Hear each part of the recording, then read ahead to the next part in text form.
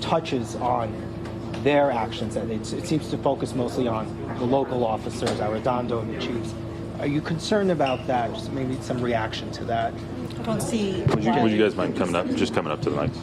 I don't understand why they are allowed privacy. My child, their children, they are named in this report because they are dead. Everybody should have been named. Do you feel, Kim, if I can follow up, that somehow maybe DPS is off the hook on this by when you look at this report? Or do any of you want to just? I mean, it's kind of hard to answer the question because we've only been given an hour and a half to kind of just look through the report. So we don't even know if they are mentioned in there or not. We would hope that they are because they were there. So we hope that they would be accountable for their actions as well. Ronnie, following up on that, Monica Madden, KXAN and Nexstar.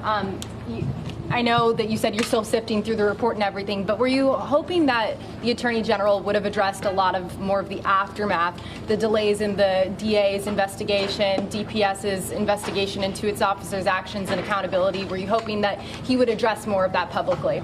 I mean, of course we would have. We're grateful that we got what we have right now because it's probably the most updated information that any of us have gotten since May 24th. So we're very appreciative of what he's done right now. But yeah, we would have liked to have more information about it. The other BBC Radio, did you learn anything new from what you've seen in this report? Is there anything that you didn't know before? We knew as families, just kind of talking amongst each other, we knew the failures that had happened. We just kind of, it makes more clarity now because it's written and now it's set in stone and what we thought is true. So I did learn something. you did? I didn't realize that the scene was compromised. What? The scene was compromised, that there was people that shouldn't have been there that were entering the classroom. That's mentioned in the report. And how did that make you feel to learn that? I want to continue reading more when we're done here. So a couple more and then we'll go read. two quick ones. News 4, WAI, KBB in San Antonio.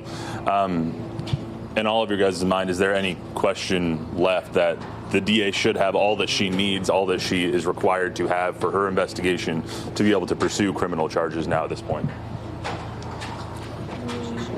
Yeah, what else does she need? Yeah, I mean, this is probably the most extensive piece that we have about all of the failures that happened that day. What else does she possibly need to prosecute or to remove these people from their positions of power when they can't even do their jobs? Yami Virgen, KBB, WOAI. How safe are the children of Uvalde right now? I think the point of this is that none of us are safe. That's what Josh just mentioned. None of us are safe because these weapons are on the streets. Can I just get a... Sorry. Guys, Minna Anderson, News 4 Fox San Antonio. I've talked to so many of you over the past year. A lot of you recently have expressed concerns about the 2-year mark, meaning that the statute of limitations for misdemeanors will expire. Are you hoping that this will potentially fast track the upcoming DA investigation, the ongoing DA investigation? Well, the DA, even the DA, can't get in our way of fully in our way of an investigation. But it ought to be, to your point, it ought to be said that the DA, with the help of the AG here in Texas, is fighting the disclosure of a lot of this important information. So the DA is effectively, the DA has a job to do. We understand that, but she's locked up this information that these families deserve to have access to evaluate their legal rights. There's no reason why she can't do her job so that we can do ours, and so that these families get the information they deserve to make the decisions they have to make. Assuming she's still giving no timeline updates whatsoever. I mean, I think at this point, it's not a good bet to bet on the DA's timelines. Okay. Sergio Martinez Beltran with Texas Newsroom.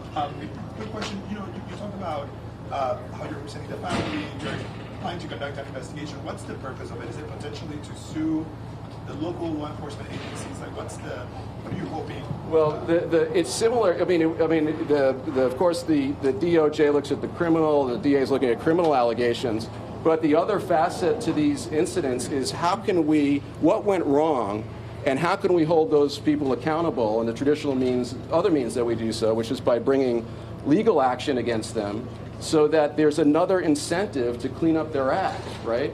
And so so we have to look at all the angles here. What contributed to this? And it should be noted that when many of us were growing up, maybe am I the oldest person here?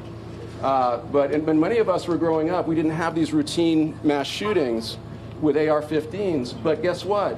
AR-15s were available.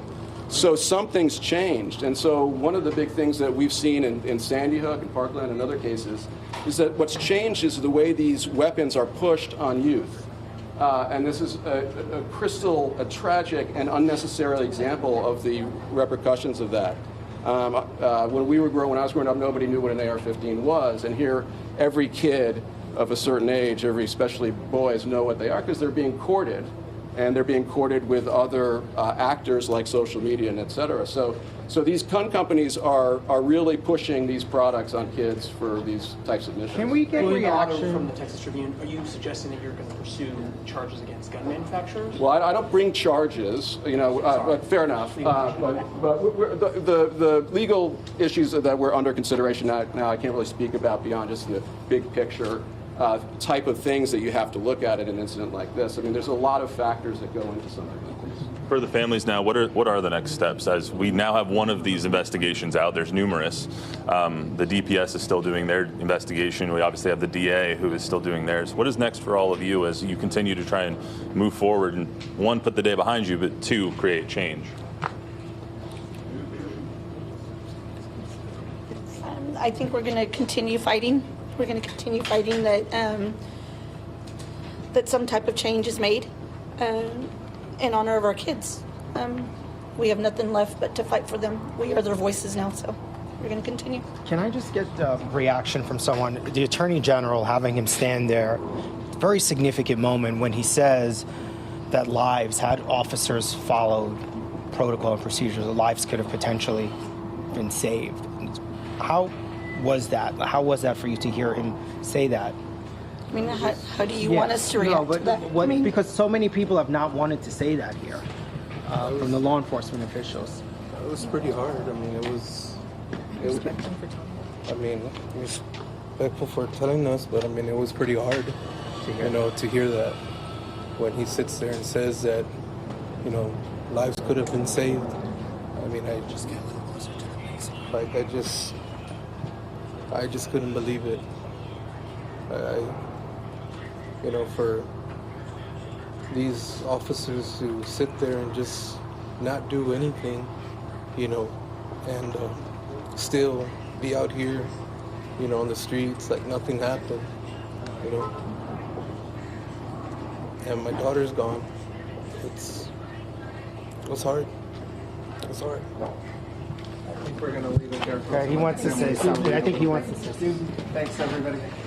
I got something to say. I'm the grandfather of Layla Salazar, and this mass shooting here. Why is it that our officers not? Thank you.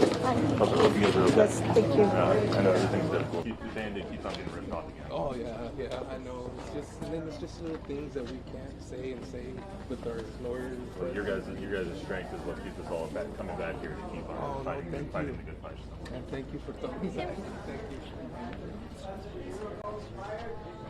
Report by the US Justice Department, which found that the law enforcement response at Robb Elementary on May the 24th, 2022, and the response by officials in the hours and days afterwards was a failure. They've been saying that they want police officers involved to be held accountable. They also say that they don't believe any of them are safe until the type of weapon used is taken off the streets. The parents saying they will continue their fight for justice. The shooting in a rural part of southwest Texas was carried out by a former student.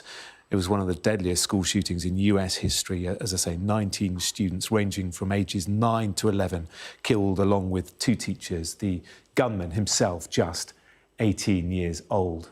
Our US correspondent James Matthews has been listening in to that. Clearly, this is all very raw still, James. The families were given the report shortly before it was made public. And what was interesting is that they're talking about gun laws, aren't they? Asking how an 18-year-old teenager could get a weapon which should only appear on a battlefield. Yeah. That desperate question that is continually and repeatedly asked after desperate situations like Uvalde. You heard a family representative there speaking about previous mass shootings and asking the question, why was it allowed to happen again? This was an 18-year-old wielding an AR-14, a semi-automatic weapon. Laws were tightened, I might say, Jonathan, in the wake of Uvalde and a shooting in Buffalo around the same time. There are now tightened restrictions, albeit to some degree, restrictions around access for under 21-year-olds to automatic weapons. There is a beefing up of the checks that can be made on such an individual. So that was a response to Uvalde. But what we had today was the response of the Department of Justice, and Merrick Garland, the US Attorney General, choking up as he relayed the story, a timeline of colossal failure, an agonizing 40-minute listen, as he just talked about the circumstances, how in two interconnected classrooms, youngsters, fourth graders, 9, 10-year-olds, were trapped for 77 minutes in the company of an 18-year-old with a semi-automatic weapon who fired off in total 45 rounds. Around the building was law enforcement. They got there very quickly, within minutes. In total, there were 370 individuals who responded to the incident. But the significant failure, the most significant failure, according to this report, was that they treated it as a barricaded standoff situation that required negotiation. So they held back rather than treating it for what it was, an active shooter situation, in which case they should have gone straight in. And that's what the Attorney General said. Time is of the essence in such a set of circumstances, and it's the job of law enforcement to engage the shooter, the person wielding the gun, with whatever tools they have. They owe it to their community to risk their lives. And it is a tragic, agonizing story of these youngsters, some of whom clearly were killed at the scene, others who survived and played dead in the company of this gunman to try to make it through. It was a law enforcement response characterized by chaos and confusion, according to the Attorney General. The same went for the immediate aftermath. Some parents were told their kids had survived when they actually had not. There were victims, some of whom suffered bullet wounds, who were put into buses. As this armed response went on, and as the law enforcement surrounded the school, standing back, they were looking for a key to open a door that would have led them to the gunman, when in fact, according to the Attorney General, that door was likely open. So failures on all sorts of levels. And the bottom line, according to the Attorney General, was that Uvalde deserved better. The citizens deserved better. The youngsters in Robb Elementary School on that day most certainly deserved better from law enforcement response. Yeah, police criticised for spending more time evacuating other classrooms and trying to negotiate with the gunman rather than moving in on him.